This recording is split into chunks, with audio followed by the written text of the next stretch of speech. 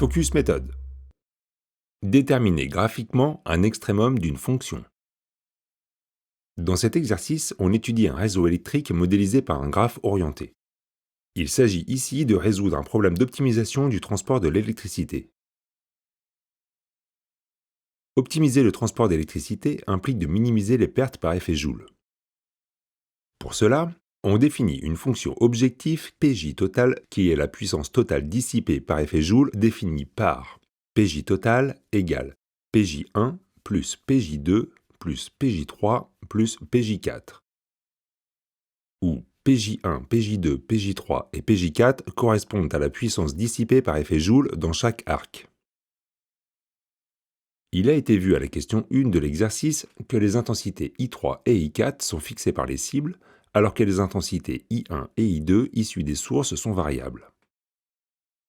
La question 2 a permis de voir que ces deux variables I1 et I2 sont reliées par la contrainte de la loi des nœuds, c'est-à-dire que I1 plus I2 égale I3 plus I4. On sait par ailleurs que PJ égale R fois I carré. En reprenant la formule de PJ total égale PJ1 plus PJ2 plus PJ3 plus PJ4, on peut ainsi écrire que PJ total égale R1 fois I1 carré plus R2 fois I2 carré plus R3 fois I3 carré plus R4 fois I4 carré. Or, la loi des nœuds I1 plus I2 égale I3 plus I4 nous permet d'exprimer I1 ou I2, qui sont variables, en fonction des deux autres intensités I3 et I4 qui sont fixées. On peut alors utiliser les expressions de I1 et de I2 dans l'expression de PJ total. Pour I1 avec I1 plus I2 égale I3 plus I4, alors I1 égale I3 plus I4 moins I2. Donc, PJ total égale R1 fois I3 plus I4 moins I2 au carré, plus R2 fois I2 carré, plus R3 fois I3 carré, plus R4 fois I4 carré. De même, pour I2, on a I2 égale I3 plus I4 moins I1. Donc, PJ total égale R1 fois I1 carré plus R2 fois I3 plus I4 moins I1 au carré plus R3 fois I3 carré plus R4 fois I4 carré. Par conséquent, la fonction objective peut être exprimée en fonction de l'une des deux variables, I1 ou I2. On dispose ainsi de la courbe représentative de PJ total en fonction de l'intensité I1 et en fonction de l'intensité I2.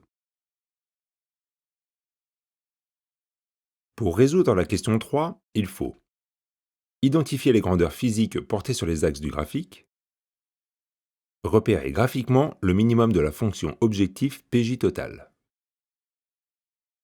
Comment identifier les grandeurs portées sur les axes d'un graphique? Un graphique représente l'évolution d'une grandeur y portée en ordonnée sur l'axe vertical en fonction d'une autre grandeur x portée en abscisse sur l'axe horizontal. Ainsi, la courbe représentative d'équation y égale f de x est tracée dans le repère OXY, où O correspond à l'origine du repère formé par l'intersection de l'axe des abscisses x et de l'axe des ordonnées y. On peut représenter différents types de fonctions. Par exemple, une fonction linéaire, une fonction affine, une fonction carrée, la fonction inverse, une fonction polynôme.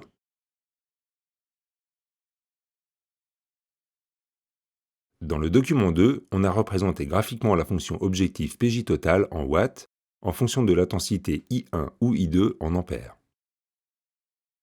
La courbe représentative de PJ total en fonction de I1 est tracée en rouge et celle en fonction de I2 en bleu. Comme la grandeur portée par l'axe des ordonnées est commune aux deux graphiques, on peut les représenter sur un seul repère. Nous obtenons ainsi deux courbes représentant PJ total, portées par l'axe des ordonnées, en fonction de l'intensité I1 ou I2, portée par l'axe des abscisses. Nous venons d'identifier les grandeurs physiques portées sur les axes du graphique. Repérons maintenant graphiquement le minimum de PJ total. Comment repérer graphiquement un extrémum d'une fonction? Pour repérer un extrémum d'une fonction, on détermine d'abord, selon les cas, le point le plus haut et le point le plus bas de sa courbe représentative. Intéressons-nous au minimum de notre exemple. C'est la plus petite valeur en ordonnée à laquelle correspond une valeur en abscisse. Ici, le minimum est à y égale 1 et il est atteint pour x égale 4. Le point le plus bas a donc pour coordonnées 4, 1. Notre exercice porte sur la résolution d'un problème d'optimisation qui peut se résoudre par la lecture d'une représentation graphique de PJ total. Puisqu'il nous faut déterminer les valeurs des intensités pour lesquelles les pertes sont minimales, nous devons déterminer le minimum de la fonction objectif PJ total. Cela revient donc à repérer le point le plus bas de chacune des courbes représentant PJ total exprimées en fonction des intensités I1 ou I2. Les deux fonctions étudiées dans l'exercice sont toutes les deux définies sur un intervalle donné différent à cause des contraintes sur les intensités du courant, mais elles présentent chacune un même minimum. Les gradations des axes ne nous permettent pas d'avoir une lecture précise, mais on peut lire, pour la plus petite valeur en ordonnée, environ 130 000 watts, à laquelle correspond pour la courbe rouge une valeur de l'intensité I1 d'environ 40 ampères. Pour la courbe bleue, à la valeur en ordonnée d'environ 130 000 watts correspond une valeur de l'intensité I2 d'environ 150 ampères. Le minimum de PJ total, soit environ 130 000 watts, est atteint avec I1 valant environ 40 ampères et I2 valant environ 150 ampères.